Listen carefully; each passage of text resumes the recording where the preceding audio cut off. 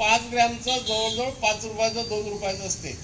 त्याचा काय भाव पडते याचा तुम्ही विचार करा. काहीच केलेलं नाही, थोडीशी प्रक्रिया केलेली आहे. कापसाचंही असंच आहे. कापसावर फक्त आपल्या इथं थोडीशी प्रक्रिया करणाऱ्या संस्था निर्माण झाल्या तर आपल्या राज्यातला आपल्या जिल्ह्यातला शेतकरी मोठ्या प्रमाणावर समृद्ध होऊ शकते. म्हणून कोणी खासदार व्हा पण अकोला जिल्ह्यात मोठ्या प्रमाणावर उद्योगधंदे येतील आणि त्यातही कापसावर प्रक्रिया करणारे उद्योगधंदे उभारले झाले तर मोठ्या प्रमाणावर सुबत्ता आपल्या जिल्ह्यात येऊ शकते. म्हणून कोणी खासदार आला तर काही फरक नाही पडणार.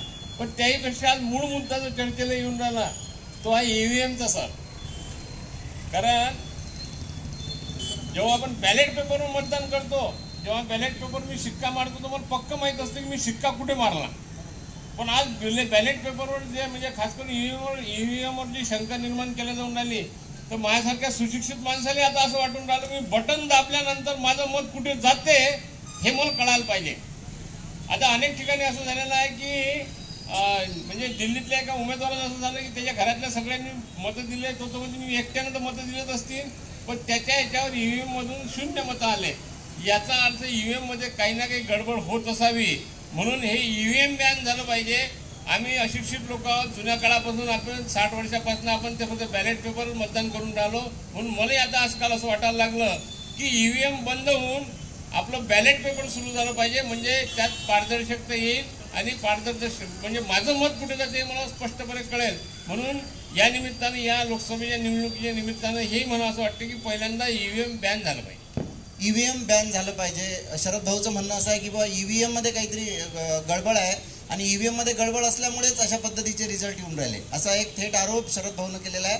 आणि तुम्हाला असं वाटतं का की ईव्हीएम मुळे काही असा? नक्कीच, कारण सतत दोन टर्म त्यांना मिळणं म्हणजे हे लोकांना समजून आलेलं आहे की हे ईव्हीएमचीच काय म्हणजे कला आहे. ईव्हीएम शिवाय या पक्ष सत्ताधारी होऊ शकत नाही. म्हणून ईव्हीएमवर प्रत्येक नागरिकाचं म्हणणं आहे की आम्ही बॅलेटनंच यावेळेस निवडणुका झाल्या पाहिजे. धन्यवाद. ममताताई इंगोले इथे उपस्थित आहेत आणि विशेषतः शिक्षण क्षेत्रामध्ये मोठं काम करतात. अमरावती विद्यापीठाच्या अभ्यासक्रम मंडळावर त्या अध्यक्षा होत्या. आता RRCच्या सदस्य म्हणून त्यांची निवड झालेली आहे विद्यापीठामध्ये. आणि मी ताईंना असं विचारू इच्छितो की आता आपण इतक्या मोठ्या प्रमाणामध्ये दरवर्षी विद्यार्थी बाहेर पडत आहेत तर त्यांच्या भविष्याच्या दृष्टीनं शासन योग्य प्रकारे काम करते आहे. काही नवीन आता आपण आपल्याला माहित आहे की अभ्यासक्रमाच्या सुद्धा रचना वेगळ्या पद्धतीनं होत आहे. नवीन शैक्षणिक धोरण येत आहे. या शैक्षणिक धोरणामधून विद्यार्थ्यांचा विकास होईल, यांच्या कलागुणांना वाव मिळेल, यांना महत्त्वाचं म्हणजे यांना रोजगार मिळेल का, तर रोजगाराच्या म्हणजे रोजगाराभिमुख शिक्षण आहे का, असा एक महत्त्वाचा मुद्दा मला ताईंना विचारायचा आहे. या अनुषंगाने आपण काही इतर पण आपली मतं मांडावीत अशी विनंती आहे. सर्वांना नमस्कार. खरं म्हणजे उद्या 27 फेब्रुवारी आहे आणि मराठी भाषेचा गौरव दिन आहे. एकीकडे आपल्याला जेव्हा शासन म्हणतं की मराठी भाषेचा गौरव दिन आपण मोठ्या उत्साहात साजरा केला पाहिजे, मोठे मोठे GR निघतात की सगळं मराठी ही मातृभाषा आहे, तिला जपलं पाहिजे, तिचा अभिमान बाळगला पाहिजे, ह्या सगळ्या गोष्टी आम्हाला सांगितल्या जातात. किंवा नवीन शैक्षणिक धोरणात सुद्धा असं म्हटलं गेलं आहे की मराठी भाषेला ती मातृभाषा आहे तर तिला जास्त मान दिला पाहिजे किंवा त्याच्यामध्ये अभ्यासक्रम जास्तीत जास्त आला पाहिजे. मला हा प्रश्न विचारायचा आहे की जर मग तुम्हाला असं वाटतं की महाराष्ट्राची जी भाषा आहे ती मराठी आहे, कारण त्या नवीन NEP 2020 मध्ये असं म्हटलेलं आहे की कोणत्याही भाषेचं शिक्षण त्या विद्यार्थ्याला जर त्याच्या भाषेतून दिलं तर ते त्याला समजेल, उमजेल आणि मग तो स्वतःचा विकास करेल. मग मला हा प्रश्न विचारायचा आहे की मराठी भाषा मग महाराष्ट्रातच का दुर्लक्षिल्या जाते? कारण आपण पाहतो की दुय्यम स्थान तिला दिलं गेलेलं दिसतं. अभ्यासक्रम राबवतानाही लक्षात येतं. आता नवीन NEP आलेला आहे आणि त्याच्यामध्ये 2 बास्केट ठेवल्या त्यांनी, एक मायनर आहे आणि मेजर आहेत सब्जेक्ट. तर मायनरमध्ये मराठीचा त्यांनी समावेश करायला सांगितला आहे. मला इथे हाच प्रश्न त्यांना विचारायचा आहे की मराठीमध्ये मराठी भाषा कशी दुय्यम होऊ शकते? मला एक सगळ्यांनी मिळून एक दबावगट निर्माण केला गेला पाहिजे की मराठीला आवश्यक भाषा म्हणून तुम्ही याच्यामध्ये समाविष्ट करा. दुसरं, मराठी ही आमची नुसती बोलण्याची भाषा आहे पण तिला ज्ञान भाषा म्हणून समाविष्ट करा. तिसरं, ज्ञान भाषेमध्ये तुम्ही रोजगार निर्मिती करा. कारण मराठी जो माणूस शिकतो त्याला कुठेतरी मनात न्यूनगंड निर्माण होतो की आपण इंग्रजीवाल्यांपेक्षा त्यांच्यासारखं आपण काही करू शकत नाही वगैरे. तो न्यूनगंड त्यांचा कमी झाला पाहिजे. त्याच्यामुळे जिथे जाऊ तिथं आम्ही मराठीला सोबत घेऊ हा दृष्टिकोन घेऊन चाललं पाहिजे. त्याच्याही पुढे जाऊन मी असं म्हणेन की मराठीमध्ये मग तुम्ही रोजगाराच्या संधी निर्माण करताय का? आणि त्या संधी निर्माण होत नसेल तर शासनाने ठरवावं की तशा रोजगाराच्या ज्या संधी आहेत त्या मराठी भाषक विद्यार्थ्यांसाठी आम्ही निश्चितच करू.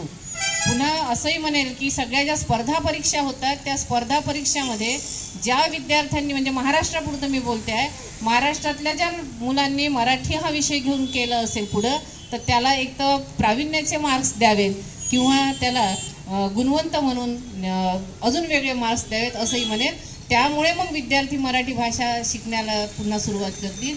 त्याच्याही पुढे जाऊन असं म्हणता येईल की आपल्याला जर भाषा मुलांना शिकवायची असेल तर घरातूनही भाषा शिकल्या गेली पाहिजे. आणि मी असं जो कोणी खासदार आपल्या इथे निवडून येईल, मी कुठल्याही पक्षाची नसल्यामुळे मी एवढं म्हणेन की जो कोणी खासदार येईल त्यांनी ते धोरणं निश्चित करताना महाराष्ट्राचा विचार करावा. कारण खासदाराला काही फक्त त्याच्या तितक्या भागाचा विकास करायचा नसतो, तर धोरणात्मक निर्णय घ्यायचे असतात.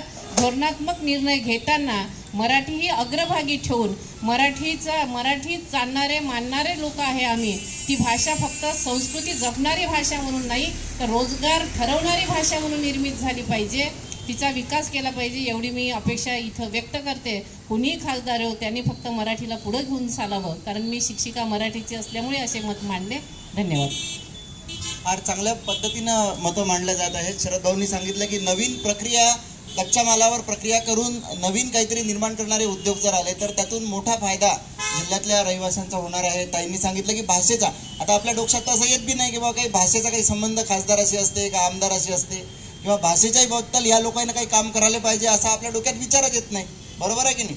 फार महत्त्वाचा मुद्दा ताईनं मांडला. मी धन्यवाद देतो. तुम्ही तुमचा परिचय द्या. तुमचे पंकज भाऊ इथं उपस्थित आहेत. तुम्ही कुठं काम करता काय ते सांगा. आणि सध्या जे काही चित्र आहे अकोल्याचं याच्याबद्दल तुम्ही समाधानी आहात का? आणि जर नाही आहे तर का नाही आहात एवढं मला तुम्ही सांगा. मी पंकज गजानन इंगळे, मी जय बजरंग विद्यालय चांदणी येथे मुख्याध्यापक आहे. सध्या तरी आपल्या अकोला जिल्ह्याचा ग्रामीण भागापर्यंत विकास पोहोचलेला नाही आहे. खेड्यापाड्यात अजूनही रस्त्याची दुरवस्था आहे. अनेक प्रश्न आहेत त्या ठिकाणपर्यंत शासन पोहोचलं नाही आहे. आणि विद्यार्थ्याचेही प्रश्न आहेत ते सन्मान्य जे नवीन खासदार होतील त्यांनी सोडावे अशी मी त्यांना विनंती करतो. भाऊ तुमचा परिचय द्या. धन्यवाद. पंकज दादांना धन्यवाद देतो. मी दादाराव जाधव परंडा. दादाराव जाधव परंड्यावरून आलेले आहेत. दादाराव भाऊ तुमचं मी स्वागत करतो. काय समीकरण राहील हे? महाविकास आघाडीत वंचित येण्याचं एक चर्चा चालू आहे. वंचितची महाविकास आघाडीची युती होईल का? म्हणजे नेहमी असं होते की चर्चा होते मग ते सुटून हे होऊन जाते. आणि तर असं तुम्हाला वाटते का की यावेळेस होईल? आणि समजा झाली तर त्याचा काय फरक पडेल की काहीच फरक पडणार नाही? तुम्हाला काय वाटते की अकोल्याचं चित्र बदलायला पाहिजे, बदलणार आहे की असंच राहणार आहे की जे आहे तेच व्यवस्थित चालू आहे?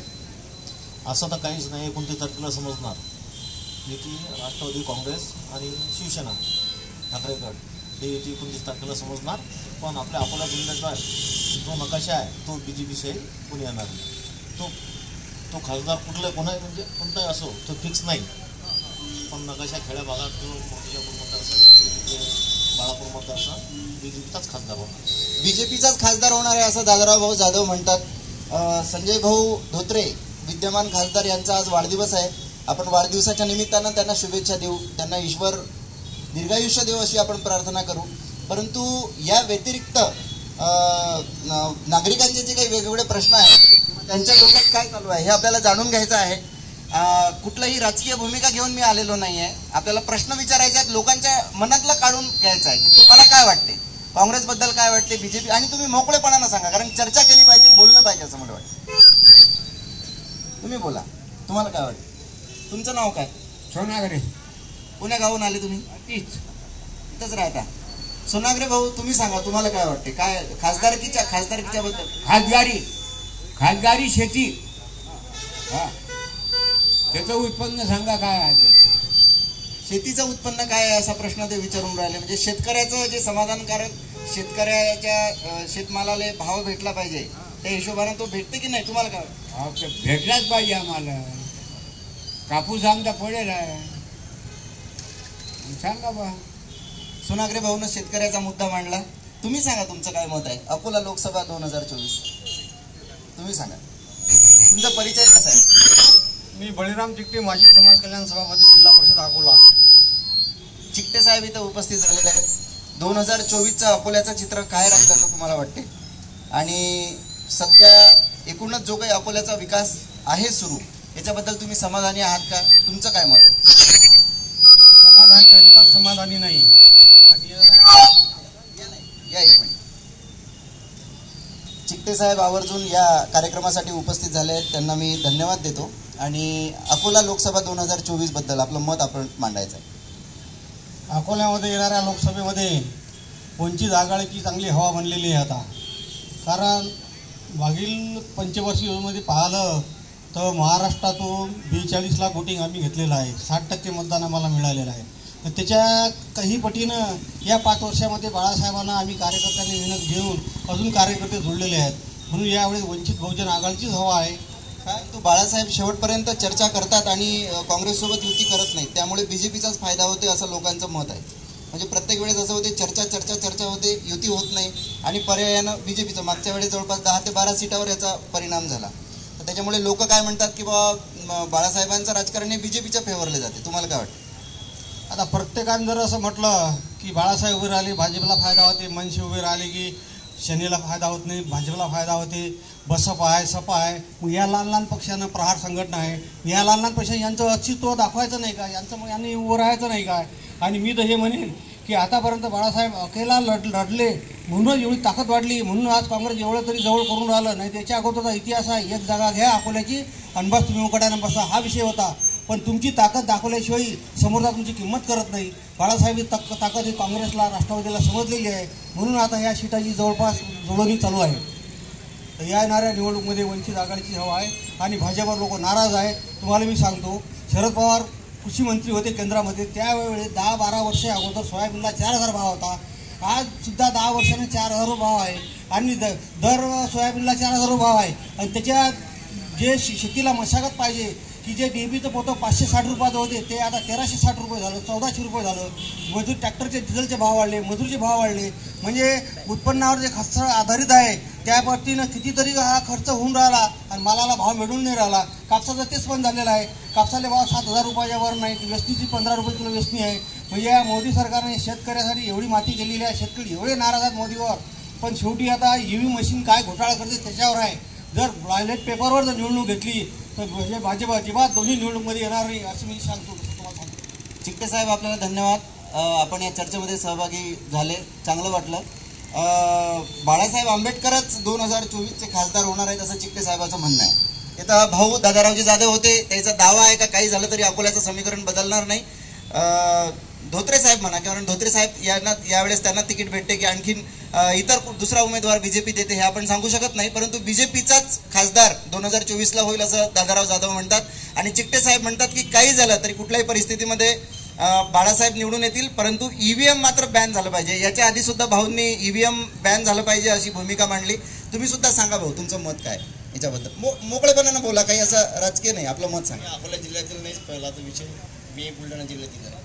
बरं ठीक आहे, तरी काही हरकत नाही. म्हणजे आता सध्या मोदी सरकारच्या जाहिराती आपण सगळीकडे पाहतो, जो विकास सगळीकडे आपल्याला त्यांचं म्हणणं आहे की प्रचंड विकास आम्ही या 10 वर्षात केला जो 70 वर्षात झाला नाही. याच्यावर तुमचा विश्वास आहे की तुम्हाला असं वाटतं की हे चुकीचं सांगू राहिले? पहिला तर विषय एक आहे की जे मोदी सरकार करतात ते भारत सरकार पाहिजे. भारत सरकार महत्त्वाचं आहे. आणि जो आतापर्यंत विकास झाला नाही असं म्हणणारे जे आहेत ते या 10 वर्षात कोणता विकास झाला, कोणता शेतकऱ्याचा विकास झाला, शेतकऱ्यांना काय मिळालं? आज शेतकऱ्याचे माल हे शेतमाल हे पुरे पडलेले आहे. शेतीमालाला कोणताच भाव नाही, कपाशीला भाव नाही, सोयाबीनला भाव नाही. जेवढं की शेतकऱ्याचा माल असेल आज माती मोल कवडी मोल भात विकला जात आहे. त्यामुळे कोणत्याच प्रकारचा विकास झालेला नाही. भाऊ म्हणतात की कोणत्याच प्रकार. तुमचं नाव काय? अशोक भिवटे, पळशी झाशी, तालुका संग्रामपूर, जिल्हा बुलढाणा. बुलढाणा जिल्ह्यातून अशोक भाऊ आलेले आहेत. त्यांचं म्हणणं आहे की कोणताही विकास झाला नाही, फक्त विकासाचा भास निर्माण करणं सुरू आहे. अकोल्यामध्ये आता कसं आहे की सध्या समीकरणं काय लागतील आणि लोकसभेची जागा कोणत्या पक्ष, कारण की आता इकडे एक प्रकारे असं म्हणा की इकडे बीजेपी आहे, शिवसेना आहे आणि राष्ट्रवादी आहे, बरोबर आहे ना. दुसऱ्या बाजूला काँग्रेस आहे, राष्ट्रवादी आहे, शिवसेना आहे. म्हणजे याचे शिवसेना आणि राष्ट्रवादीचे गट आहेत. त्याच्यानं तिकीट कोणाला भेटीन, काय भेटीन, एका पक्षात 3-3, 4-4 जण इच्छुक आहेत. अशा सगळ्या परिस्थितीमध्ये काय चित्र राहील दादा, तुम्ही सांगा ना जरा, बोला ना, तुमचं मत व्यक्त करा. नाव सांगा तुमचं.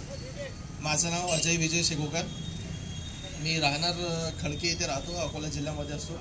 एक सेकंड दादा, अशोक दादा जे बुलढाणा जिल्ह्यातून आले त्यांचं म्हणणं आहे की मोदी सरकार म्हणू नका, भारत सरकार म्हणा. पण चांगला मुद्दा आहे ना, याच्यामध्ये विरोध आहे किंवा नाही हा एक वेगळा मुद्दा झाला, परंतु आपण मोदी सरकार म्हणतो तर भारत सरकार, कारण आपला भारत देश आहे, हा मुद्दा त्यांनी मांडला. याच्याबद्दल तुमचं काय मत आहे? भारत सरकार निश्चितच असायला पाहिजे, कारण की ज्यावेळेस आपण निवडणुकीला सामोरे जातो त्यावेळेस लोकशाही हे भारतामध्ये डेव्हलप झालेली आहे असं मला वाटते आहे. आणि ज्यावेळेस आपण पंतप्रधान पदाच्या दावेदारीत असतो तर आपण भारताला रिप्रेझेंट करत आहे, नाही की एका माणसाला रिप्रेझेंट करून आपण पूर्ण देशाच्या समोर जातो आहे. ज्यावेळेस आपण भारताला जर रिप्रेझेंट करत आहे, एखादा व्यक्ती जर पंतप्रधान पदाचा दावेदार आहे तर तो भारताला रिप्रेझेंट करत असतो. तो किंवा एका पक्षाचा किंवा एका विशिष्ट व्यक्तीच्या नावाने पूर्ण भारत देश चालू शकत नाही. आणि जर एका विशिष्ट व्यक्तीच्या नावानं जर भारत देश चालू शकत नसेल तर आपण खरोखर मोदी सरकार न म्हणता भारत सरकार म्हणावं. आणि अकोल्याची जर समीकरणाची आपण ज्यावेळेस गोष्ट करत आहोत तर अकोल्याच्या समीकरणात मला असं वाटतं आहे की डॉक्टर बाळासाहेब आंबेडकर यांच्या एवढा शिकलेला माणूस आजपर्यंत अकोल्याला लोकसभेला मिळालेला नाही. आणि जर हे समीकरण असंच जर राहिलं तर निश्चित पुढील भविष्य युवकांचं हे खूप चांगलं राहील अकोल्यातलं, मला असं वाटते आहे. कारण की धोत्रे साहेबांना आपण गेल्या 25 वर्ष झाले निवडणूक जातीपातीच्या नावावर निवडून देतो आहे, तरी जर 25 वर्षात त्याच समाजाचा विकास जर धोत्रे साहेबांच्या नावानं होत नसेल तर आपण निश्चितच दुसरा कोणत्या तरी व्यक्तीच्या नावाचं सूचक वक्तव्य केलं. तुम्हाला वाटते का की बाळासाहेब जातीपातीच्या पल्याड राजकारण करतात आणि जातीपातीच्या पल्याड जाऊन लोक त्यांना प्रतिसाद देतील? याबद्दल मी एक छोटंसं उदाहरण सांगतो. आतापर्यंत वंचितने जे काही आंदोलनं केली आहेत, वंचित बहुजन आघाडी या पक्षाने, ते कोणत्या एका विशिष्ट समूहाला धरून केलेले नाही. युवकांचं मागच्या वेळेचं तंत्राटीकरणाचं आंदोलन वंचितच्यानं सक्सेसफुल झालेलं आहे. त्यामुळे तंत्राटीकरणाचा जो GR शासनाने काढलेला होता त्यामध्ये महाराष्ट्र सरकारनं दखल घेऊन वंचितने ते आंदोलन केलं म्हणून तो GR रद्द करण्यात आला. नाही तर महाराष्ट्रभर बीड, वर्धा, त्याच्यानंतर परभणी, कांगणेसरांनी सुद्धा तिथं आंदोलन केलं. आणि वर्ध्याला सुद्धा आमचे जे प्राध्यापक आहेत, काय म्हणतात, थोडी गाडी थोडीशी या बाजूला, निलेश कराळे सरांनी वर्ध्याला भरपूर आंदोलन केले. त्यामध्ये सुद्धा शासनाने 14 दिवस त्यांची दखल घेतली नाही. शेवटी 15व्या दिवशी मुलांनी विचार केला की आपण पकोड्याची गाडी टाकून मोदी साहेबांचे किंवा जर सरकारचे फोटो लावले तर यामध्ये आकर्षण निर्माण होईल. त्यावेळेस ते तंत्राटीकरणाच्या याला न्यूज चॅनलने पकडून धरलं आणि महाराष्ट्राचे जे गृहमंत्री आहेत देवेंद्र फडणवीस साहेब यांनी तो रस्ता बदलून दुसऱ्या इकडून न जाता कमसे कम विद्यार्थ्यांना एवढं तरी विचारायला पाहिजे होतं की नेमकी आपल्या समस्या काय. तुमचं नाव काय?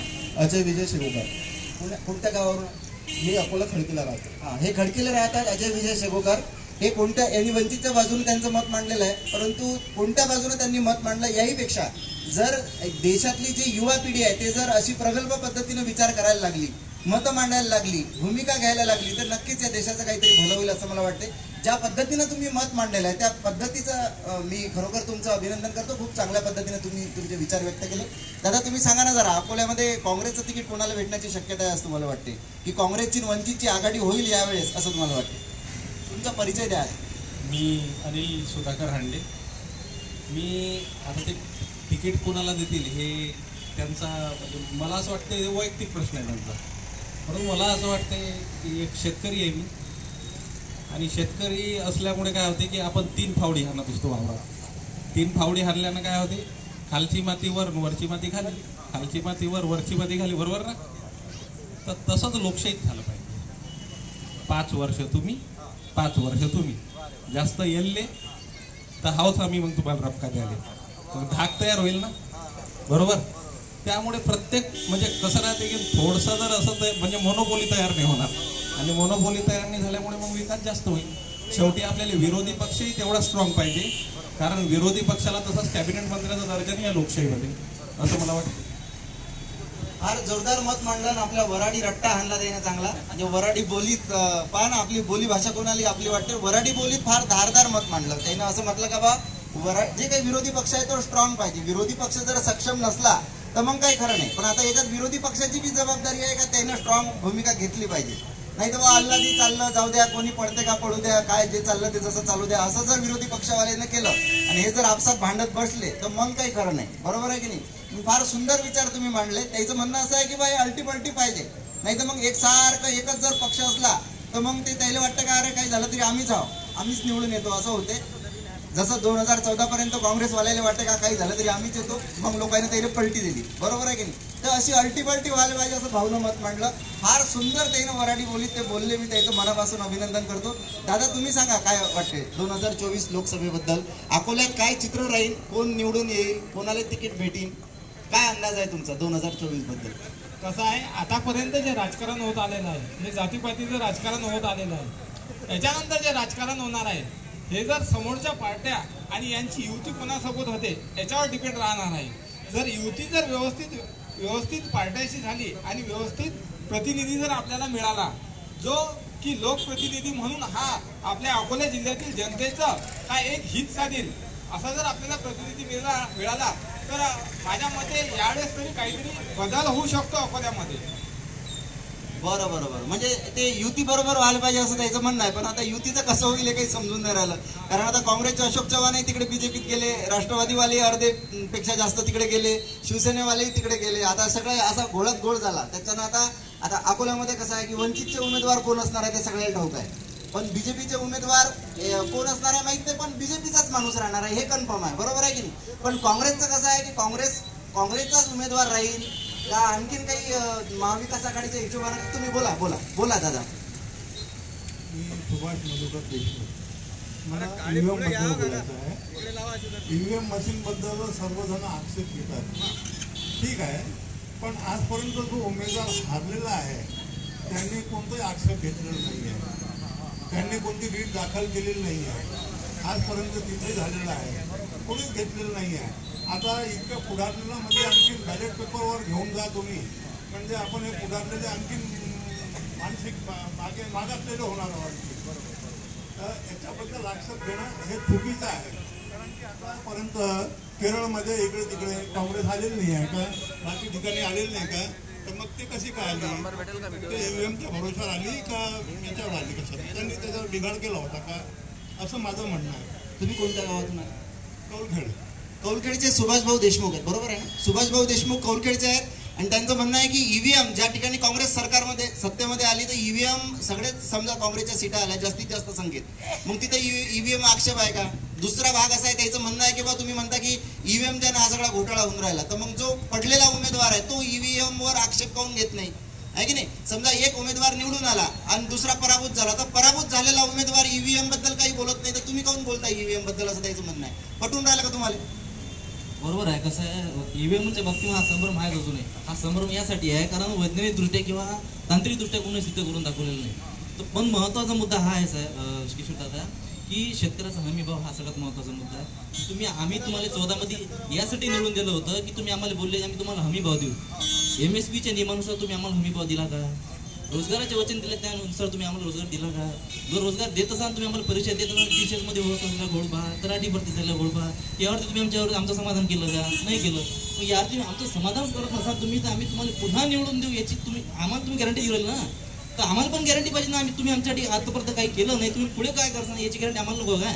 आपलं काय नाव आहे? मी अजय इंगळे तसा राहणार पोटसोबळीचा आहे. सध्या खडकीत अभ्यास करून स्पर्धा परीक्षेचा, आणि मी त्याच गावाचा आहे ज्या गावचे संबंधी खासदार आहेत, त्याच गावचे विधानसभेचे आमदार आहेत. तर त्याचं दुखणं काय मला माहित आहे. ते आमच्या गावचे काय, आम्ही त्याचा अभिमान बघायला पाहिजे, काय बघायला पाहिजे आम्हाला माहित आहे. त्यामुळे आपलं चित्र काय आहे स्पष्ट तुम्हाला सांगतो. राजकीय गणित आहे, ती जातीय गणित आहे अकोल्यातलं. अकोल्यात बाळासाहेब आंबेडकर युती करणार की नाही करणार हा नंतरचा विषय आहे, परंतु अकोल्याचा जो उमेदवार आहे हा किंवा अकोला परिवर्तन मागत आहे सध्या साहेब, की जो शेतकऱ्याची बाजू मांडून, जो बेरोजगाराची बाजू मांडून, माझं म्हणणं आहे की तो खासदार झाला पाहिजे अकोल्याचा. आपण असं पाहतो अजय भाऊन फार प्रगल्भ मत मांडलं. जसं आपण असं पाहतो की बा विरोधी पक्षावाल्याला शेतकऱ्याची लय तळमळ असते, विरोधी पक्षात असतात तोपर्यंत शेतकऱ्याबद्दल लय बोलतात, आणि शेतकऱ्याबद्दल तळमळ व्यक्त करतात आणि सत्तेत गेले का मग ते शेतकऱ्याला बोलून जातात. आता आपण हे चित्र पाहून राहिलो. धन्यवाद अजय भाऊ. तुमचं काय म्हणणं आहे? माझं म्हणणं काहीच नाही आहे. जो शेतकऱ्याचा नाही आहे तो कोणाचाच नाही आहे. जो शेतकऱ्याचा नाही तो कोणाचाच नाही असं मत भाऊनं व्यक्त केलं. तुम्ही सांगा, तुम्हाला काय वाटते 2024 लोकसभेचं चित्र अकोल्याचं काय राहील? आणखी कोणाला मत मांडायचं असेल तर मांडा. एक अर्ध्या तासाचा टाइम आपल्याला होता, अर्धा पाऊण तासामध्ये. बोला, कुठून आले दादा तुम्ही? मी खडकी महाळात राहतो. महादेवराव बोर्डे माझं नाव आहे. नाव काय तुमचं? महादेवराव बोर्डे. महादेवराव बोर्डे आपल्या सोबत आहेत, खडकीचेच आहेत. हेच खडकी का? हेच खडकी ना? हा. मला एक सांगा, कॉर्पोरेशन मध्ये नगरपालिकेमध्ये हद्दवाढ झाली आणि हद्दवाढ झाल्यानंतर कोणत्याही प्रकारची सुविधा त्या लोकांना मिळत नाही. कारण आहे त्याला, तुम्ही टॅक्स हद्दवाढ झाल्यानंतर टॅक्स वाढवून दिला, पाण्याचा टॅक्स वाढवून दिला, साऱ्या गोष्टी वाढवून दिल्या. मग तिथल्या लोकांना ज्या सुविधा पाहिजे ते का देत नाही? तिथल्या लोकांच्या नाल्याचा प्रश्न आहे, पाण्याचा प्रश्न आहे, रोडचा प्रश्न आहे, तो मिटवत नाही. का मिटवत नाही तुम्ही? कारण तुम्हाला नेहमी आम्ही निवडून दिलेला आहे आणि त्याचा परिचय म्हणजे कसं की पुन्हा त्यांना तुम्हाला माहिती आहे की बा यांना काही फक्त सांगितलं की आपल्याला निवडून देतात. पण यावेळेस आम्ही जुन्या लोकांना एकालाही निवडून देणार नाही.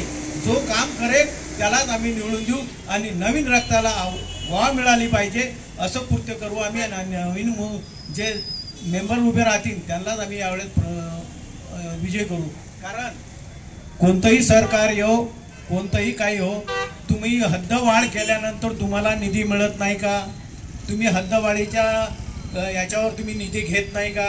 मग हद्दवाढ केली कशाला? फक्त टॅक्सेशन वाढवायला आणि तुमचं भलं करायला? तुम्हाला जर एवढं लोकांचं कळकळा आहे तर तिथल्या लोकांच्या सुविधा करून द्या. त्यांना रोड नाल्या वगैरेचं सुविधा करून द्या. आणि तुम्ही निधी आणता, पावसाळ्यात अशी परिस्थिती येते की लोक त्या रस्त्याने गेल्यानंतर पडतात. शेवटी एखाद्या दानशूर व्यक्तीला, जसं शंकर लोकोटे आहेत, त्यांना आम्ही सांगितलं की बाबा आमच्या अशा दुर्दशा होऊन राहिली. त्यांनी स्वतःच्या पैशाने खर्च करून तिथं आम्हाला मुरुम वगैरे टाकून दिला. मग वार्ड मेंबरचं कर्तव्य काय आहे? कोण्याही पक्षाचा असो, आम्हाला पक्षाची काही संबंध नाही. जो काम करेल त्याला आम्ही यावेळेस निवडून देऊ. आणि तो बीजेपीचा असो का राष्ट्रवादीचा असो का काँग्रेसचा असो का भारिपचा असो. तुम्ही हद्दवाढीचा प्रश्न मांडला, महानगरपालिकेशी निगडीत प्रश्न आहे आणि फार तुम्ही चांगल्या पद्धतीने बोलले. मी तुम्हाला प्रश्न लोकसभेच्या बद्दल थोडासा आणखी स्पष्ट विचारतो की तुम्ही जसं म्हणून राहिले की नवीन रक्ताला वाव दिला पाहिजे, तर हे तुम्ही कोणाच्या बद्दल म्हणून राहिले? सगळ्याच पार्ट्यांना नवीन रक्ताला वाव दिला पाहिजे. सध्या बीजेपीचेच आमच्या इकडे 3 वार्ड मेंबर आहेत. त्या आता वार्ड मेंबर आहेत फक्त. वार्ड मेंबरचा एक वेगळा विषय. मी लोकसभेचं वार्ड मेंबर आहेत बीजेपीचे. यावेळेस जरी बीजेपीला जे आमच्या इकडे जे खासदारकीला तिकीट भेटलं तर पहिला प्रश्न आमचा हा राहील की आमच्या जर सुविधा करून देतात तर ठीक, नाही तर आम्ही बहिष्कार टाकू. भाऊचं म्हणणं आहे, महादेवराव बोर्डे आपल्याशी बोलत आहे, त्याचं म्हणणं आहे की आम्ही बहिष्कार टाकू. नवीन रक्ताले वाव द्या आणि कामं करा. महत्वाचं म्हणजे नवीन रक्ताले वाव द्या असा मुद्दा त्यानं मांडला. आणखीन कोणाला बोलायचं आहे? भाऊ, तुम्हाला काय वाटते लोकसभेबद्दल? आता अकोला 2024 सगळं वारं वाहून राहिलं सध्या, जिकडे तिकडे आता राजकारण चालू आहे आणि आपण चर्चा करून राहिलो. म्हणजे मी कोणत्या पक्षाची भूमिका घेऊन नाही आलो, मला फक्त लोकांच्या मनात काय चालू आहे ते काढून घ्यायसाठी तुमच्यापर्यंत आलो. तुमचा आन्सर सांगा मला. तुमचा आन्सर द्या मला. तुमचं नाव सांगा मला. मी PTI पोलीस इन्स्पेक्टर महाराष्ट्र खिचडी दिनकर राहील. हां, तुम्ही सवाल करा, मी जबाब देतो. हा, मी प्रश्न असा विचारून राहिलो तुम्हाला, दिनकरराव भाऊ. प्रश्न असा आहे की 2024 अकोल्याचं चित्र काय राहील? आतापर्यंत खासदार साहेबांना जे कामं केले त्याच्याबद्दल तुम्ही समाधानी आहात का की नाही आहे? 2024 मध्ये परिवर्तन होईल का? परत बीजेपीचाच खासदार येईल की काँग्रेसचा खासदार होईल की वंचितचा खासदार होईल किंवा याहीपेक्षा काही वेगळं मत तुमचं आहे का? तर तुम्ही मांडू शकता. मी असं नाही म्हणत का या 3च पक्षाबद्दल बोला. कोणी मनसेचं असेल, कोणी आणखी आम आदमी पार्टीचं असेल तर त्यांनी त्यांची भूमिका मांडली पाहिजे. तुम्ही बोला. माझं म्हणणं हे आहे, आन्सर मी करतो, उत्तर मी देतो. दोघांमध्ये फायटिंग आहे. आता मराठी बोलू, इंग्लिश बोलू, काही बोलू शकतो मी. फक्त दोन, काँग्रेस आणि बीजेपी. हां, बस दोघांची फायटिंग आहे, बाकी काहीच नाही. मी दिनकर राहील, PTI. भाऊचं म्हणणं आहे की दोघांमध्येच फाईट राहील. भाऊचं म्हणणं असं आहे की दोघांमध्येच फाईट आहे. एक तर काँग्रेस आणि बीजेपी, काँग्रेस आणि बीजेपी दोघातच फाईट आहे. तुमचं काय? तुमचं नाव सांगा. माझं नाव संदीप निखाडे आहे. मी कोलखेडमध्ये राहतो. तुम्ही जो प्रश्न विचारला आता लोकसभेबाबत, लोकसभेमध्ये जे श्वेतपत्रिका काढली माहिती आहे का तुम्हाला? श्वेतपत्रिका कशी काढलेली आहे?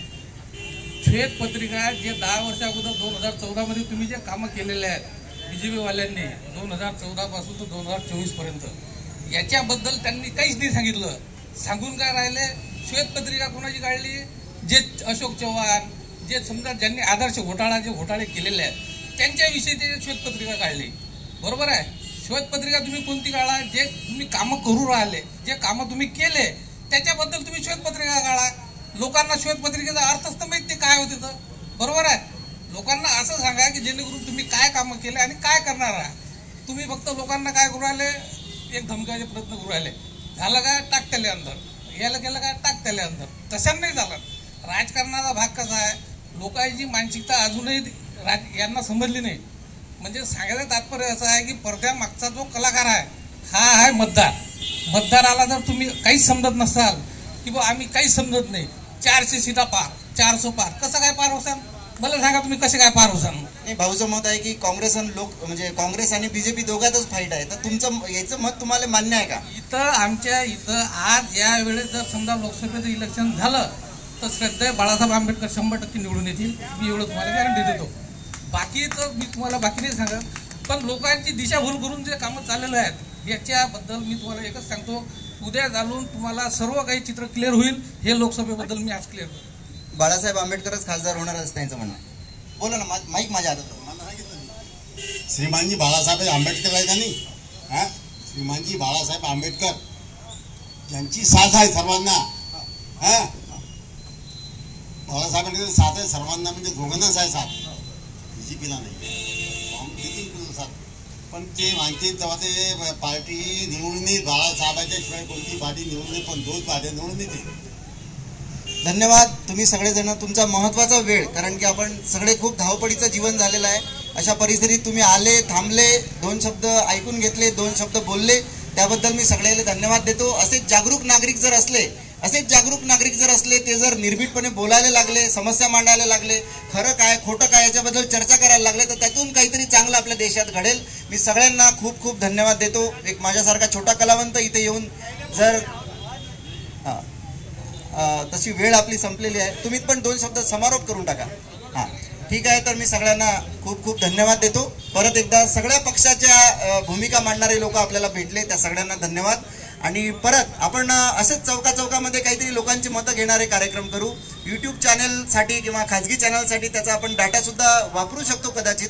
आणि अशा पद्धतीने आपण लोकांच्या मनामध्ये काय खतखत आहे, लोक समाधानी आहेत की असमाधानी आहेत, वंचित येणार आहे की काँग्रेस येणार आहे की BJP येणार आहे की आणखी वेगळा पक्ष येणार आहे, काय होणार आहे नेमकं. कारण की आता इतकी 2024ला सगळी खिचडी झालेली आहे. इतकं पक्षांतर झालं, या पक्षातून त्या पक्षात, पक्षाचे पक्ष लोकांना लांबवले, काय काय नाही घडलं सगळं तुम्ही पाहून राहिले. या परिस्थितीत तुम्हाला काय वाटते, किती सजगपणे आपण विचार करतो. भारत माझा देश आहे, सारे भारतीय माझे बांधव आहेत, माझ्या देशावर माझे प्रेम आहे, पहिल्या वर्गापासून आपण प्रतिज्ञा म्हणून राहिलो. पण खरोखरच आपण सारे भारतीय माझे बांधव आहेत असं मानतो का? खरोखरच आपण भारत माझा देश आहे असं आपल्याला वाटते का? जर नशीन वाटत तर आपण त्या प्रतिज्ञेतल्या शब्दाशी बेमान तर नाही होऊन राहिलो ना? हा प्रश्न आपण प्रत्येकानं स्वतःला विचारायला पाहिजे. सगळ्याला खूप खूप धन्यवाद. थँक्यू.